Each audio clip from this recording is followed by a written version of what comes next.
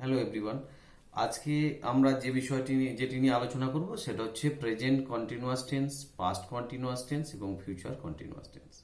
আমরা আজকে continuous tense নিয়ে আলোচনা করব। তা কন্টিনিউয়াস টেন্স নিয়ে আলোচনা করতে গেলে যে শব্দটির উপর প্রথমে আমাদের ট্রেস দিতে হবে, যেটির উপর জোর দিতে হবে, সেটা হচ্ছে কন্টিনিউয়াস। তাহলে কন্টিনিউয়াস কথার অর্থটা আমাকে জানতে হবে।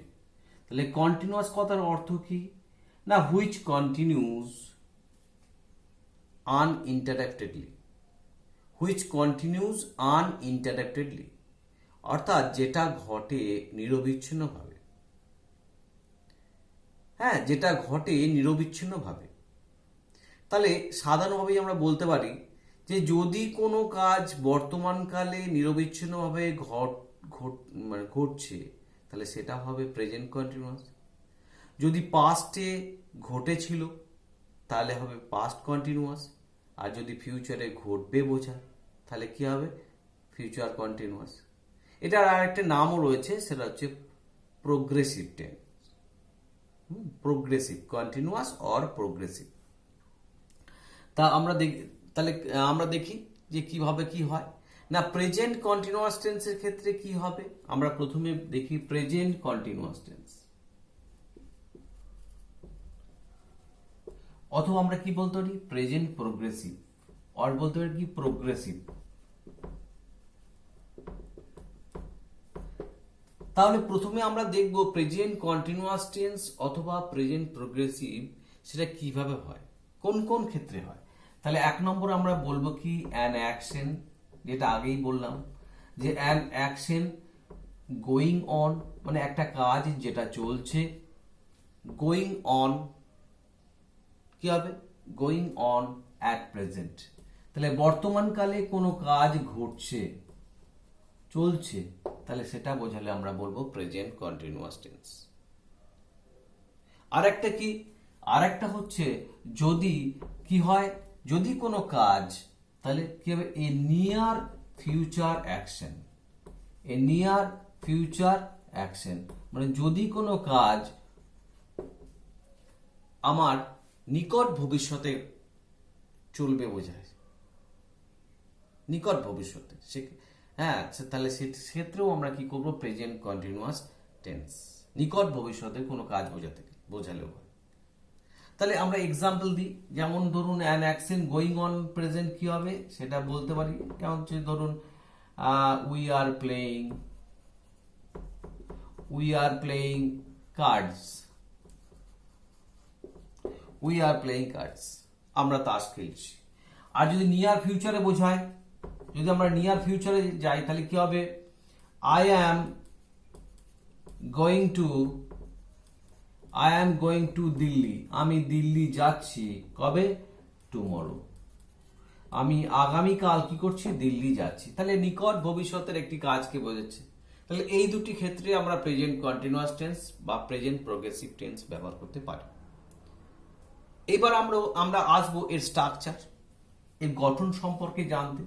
তা গঠনটা আমরা তিনটে গঠনই শিখবো, তিনটে ফরম্যাট। সেটা কি কি?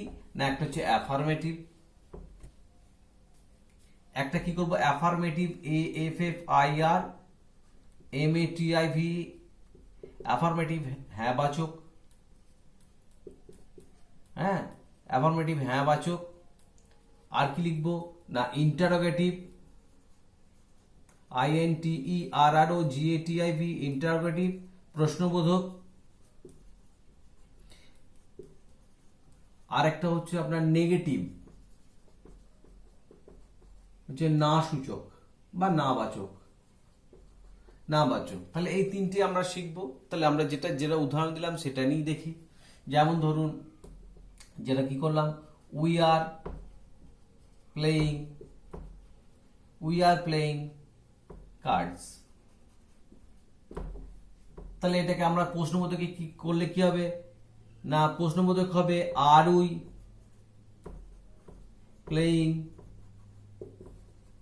Playing cards. আর যদি না বাচকে বলি তাহলে কি হবে? উই আর নট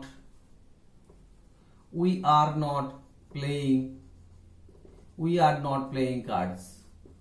তাহলে স্ট্রাকচারটা আমরা একটু লক্ষ্য করি। তাহলে প্রথমে আমরা কি লিখলাম, প্রথমে লিখলাম সাবজেক্ট, তারপর কি লিখলাম বি ভার্ব।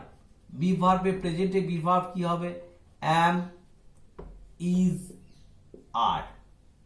বি ভার্ব লিখলাম, তারপর কি লিখলাম না ভার্বের প্রেজেন্ট ফর্ম মানে V1, তার সঙ্গে আমি কি যোগ করলাম, আইএনজি যোগ করলাম।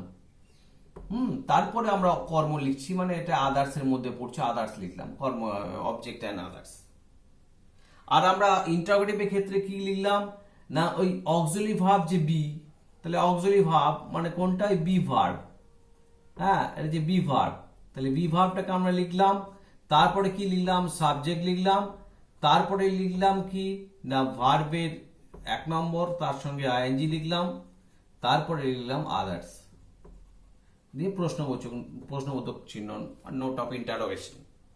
তারপরে আমরা নেগেটিভের ক্ষেত্রে কি করলাম, নেগেটিভের ক্ষেত্রে একই জিনিস করলাম, যে এই অ্যাফার্মেটিভের স্ট্রাকচারটাই ফলো করে, এটা সাথে কি সাবজেক্ট, তারপরে বি ভার্ব তো আমরা বললাম ইজ, অ্যাম, আর, ইজ, অ্যাম, আর কি লিখলাম, ইজ, অ্যাম, আর লিখলাম। আর কি করলাম না আমরা V1 এর সঙ্গে আইএনজি যোগ করলাম, তারপরে আদার্স কি হচ্ছে, তার মধ্যে অবজেক্ট পড়ে যাচ্ছে।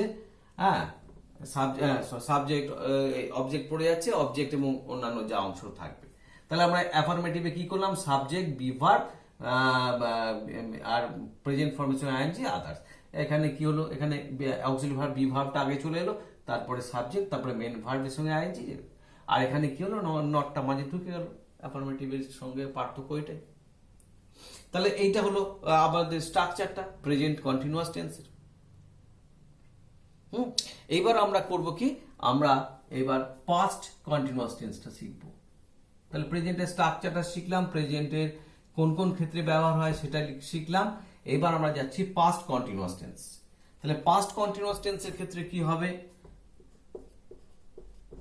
তাহলে পাস্ট কন্টিনিউয়াস টেন্সের ক্ষেত্রে কি হবে না, ওই আমরা বললাম কি যে অতীতকালে কোনো কাজ, তাহলে অ্যান অ্যাকশন মানে একটি কাজ, গোয়িং অন যেটা চলছে, গোয়িং অন যেটা চলছে কোথায়, in the past, going on in the past যেটা অতীতকালে চলছিল। তাহলে একটা কাজ যেটা অতীতকালে চলছিল, তাহলে আমরা কি হবে, আমরা উদাহরণ কি দেবো না ওইটাই যদি করি, আমরা তাস খেলছিলাম, তাহলে উই ওয়ার প্লেয়িং কার্ডস, আমরা তাস খেলছিলাম, তাহলে অতীতকালে কিছুক্ষণ ধরে কাজটা চলছিল। তাহলে এইবার আমরা ওটাকে স্ট্রাকচারটাকে করব, তাহলে অ্যাফার্মেটিভ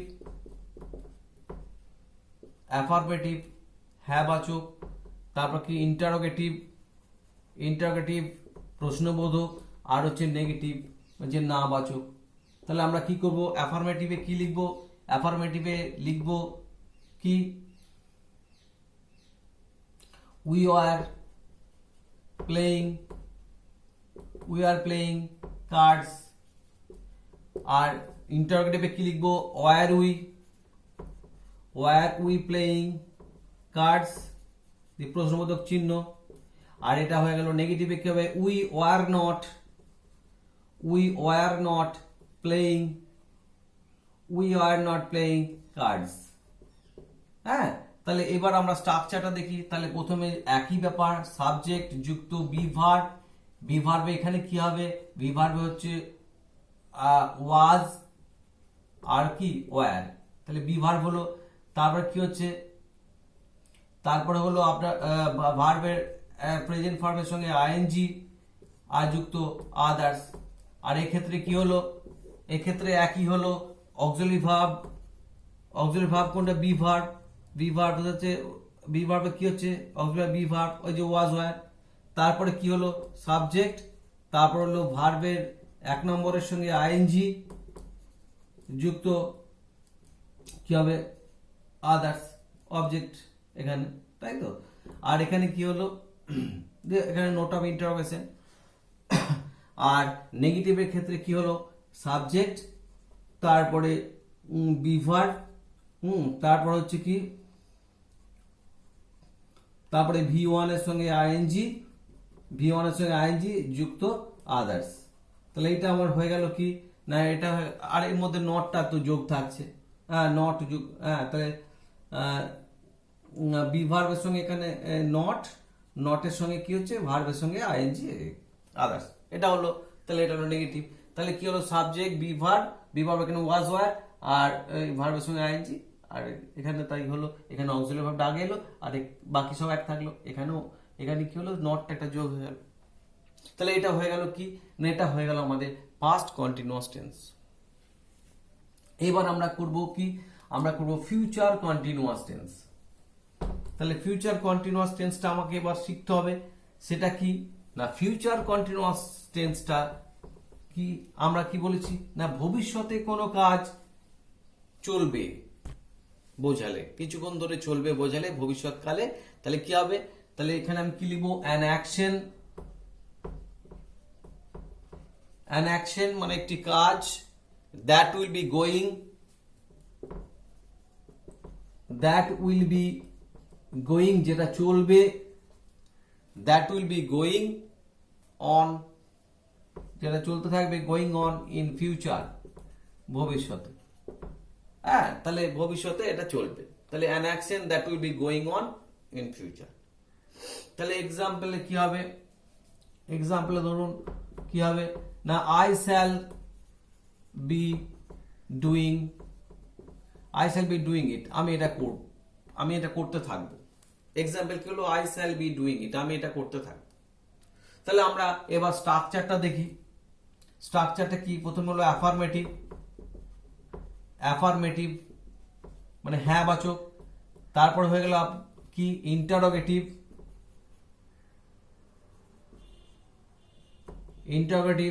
আরেকটা হয়ে গেল কি নেগেটিভ।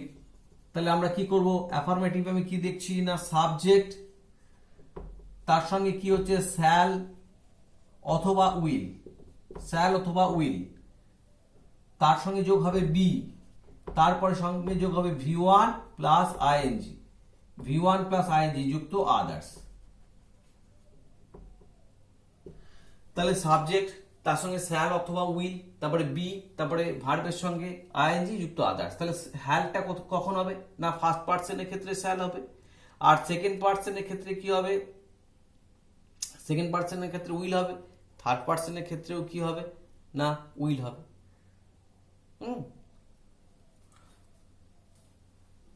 আর ইন্টারোগেটিভে আমরা কি করব না, ইন্টারোগেটিভে ওই শ্যাল বা উইলটাকে আগে নিয়ে আসবো, তার সঙ্গে থাকবে সাবজেক্ট, তারপরে থাকবে বি, তারপরে হবে কি V1 প্লাস আইএনজি, তারপরে অন্যান্য আদার্স দিয়ে জিজ্ঞাসা চিহ্ন, আর এবার নোট অফ ইন্টারোগেশন। আর নেগেটিভের ক্ষেত্রে কি হবে, সাবজেক্ট যেমন আছে একই, সাবজেক্ট শ্যাল অথবা উইল, তারপরে হলো আপনার বি, তারপর হলো V1 প্লাস আইএনজি, হ্যাঁ, আর মাঝে শুধু কি যোগ যাবে, হ্যাঁ তাহলে মাঝে কি, হ্যাঁ এই বি আর শ্যাল উইলের মাঝে যোগ হবে নট, বি এবং শ্যাল উইলের মাঝে যোগ হয়ে যাবে কি নট, তাহলে সাবজেক্ট শ্যাল বা উইল নট বি, তারপরে এটা হলো ভার্বের সঙ্গে আইএনজি যুক্ত আদার্স। তাহলে এইটা হয়ে গেল আমাদের কিসের স্ট্রাকচার, নেগেটিভ না বাচকের। তাহলে এই কটা স্ট্রাকচার আমাকে খেয়াল রাখতে হবে। আর যেটা বর্তমানকালে কোনো কাজ চললে সেটা প্রেজেন্ট কন্টিনিউয়াস, যদি পাস্টে চলে পাস্ট কন্টিনিউয়াস, আর যদি ফিউচারে চলে কিছুক্ষণ তাহলে সে হচ্ছে ফিউচার কন্টিনিউয়াস। আর এটাকে স্ট্রাকচারটাকে ফলো করতে হবে। এইবার আমরা যেটা যাব সেটা হচ্ছে একটা স্পেশাল কেস কিছু থাকে, হ্যাঁ এটা কিন্তু খুব খেয়াল রাখতে হবে, কারণ এটা আমাদের খুবই ভুল হয়। হ্যাঁ, তাই এই কিছু ভার্ব আছে যেগুলো কিন্তু কন্টিনিউয়াস টেন্স সাধারণত ব্যবহার করা যায় না কন্টিনিউয়াস টেন্সে। হ্যাঁ, সেইগুলো একটু খেয়াল রাখুন। হ্যাঁ, আর দেখুন ভার্বস এক্সপ্রেসেস মানে যে সকল ভার্বগুলো এইগুলো প্রকাশ করে সেইগুলোর ক্ষেত্রে আমরা কন্টিনিউয়াস টেন্স ব্যবহার করতে পারি না। খুব মনে রাখবেন, এটা খুবই গুরুত্বপূর্ণ, কারণ যারা চাকরি প্রার্থী তাদের কিন্তু এরর কারেকশনের ক্ষেত্রে এগুলো থাকে। যেমন ধরুন আমি বলছি অনুভূতি, সেন্স, যে ভার্বটা প্রকাশ করবে সেন্সকে, সে যেমন see, hear, notice, recognise, understand, see, hear, notice, recognise, understand, দেখা, শোনা, হ্যাঁ এগুলো, হ্যাঁ এগুলো হচ্ছে ক্ষেত্রে কি হবে, আমি কন্টিনিউয়াস ব্যবহার করতে পারবো না। তারপর দেখো ইমোশন, আবেগ প্রকাশ করলে, হ্যাঁ যেমন ধরুন ওয়ান্ট, ডিজায়ার, উইশ, লাভ, হেট, লাইক এটসেট্রা। হ্যাঁ ধরুন কিরকম উদাহরণ, ধরুন বলছি I am loving it, I am loving ইট, আমার এটা পছন্দ, আমি এটাকে পছন্দ করছি, কিন্তু এটা আমি লিখতে পারবো না, আমি লিখবো আই, এটা কারেক্ট ইংলিশ নয়, কি হবে, I love it, I love ইট। তেমনি ধরুন বলছে যে কি হবে, ধরুন বলছে আই অ্যাম রেকগনাইজিং, হ্যাঁ আই অ্যাম রেকগনাইজিং ইউ, আমি আপনাকে চিনতে পারছি। হ্যাঁ যেমন বলছে I am রেকক,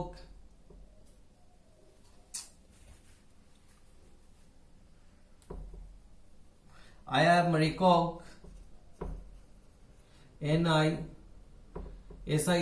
recognizing you, I am recognizing you, এটা কিন্তু হয় না, আমি কি লিখবো, I recognize you, আমি আপনাকে চিনতে পারছি, বলতে গেলে কি হবে, I recognize you, I recognize you। হ্যাঁ তেমনি ধরুন আবেগ হলো ওয়ান্ট, ডিজায়ার, উইশ, লাভ, হেট। এবার চিন্তা ভাবনা, থিঙ্ক, ফিল, ওয়ান্ডার, নো। আমরা অনেক সময় বলে থাকি I am not feeling well, I am not feeling well, I am not feeling well. এক্ষেত্রে আমি বলবো এইটা লিখলে ভালো হয়, I do not feel well. হ্যাঁ তাহলে এইগুলো কন্টিনিউয়াস টেন্সে ব্যবহার করতে পারি না। যেমন ধরুন চিন্তা ভাবনা, think, feel, wonder, know, realise, believe, remember, recall, expect. হ্যাঁ এইগুলোর ক্ষেত্রে ধরুন পজেশন, হ্যাঁ এটা এটা এটা আমার, তাহলে দিস ইজ,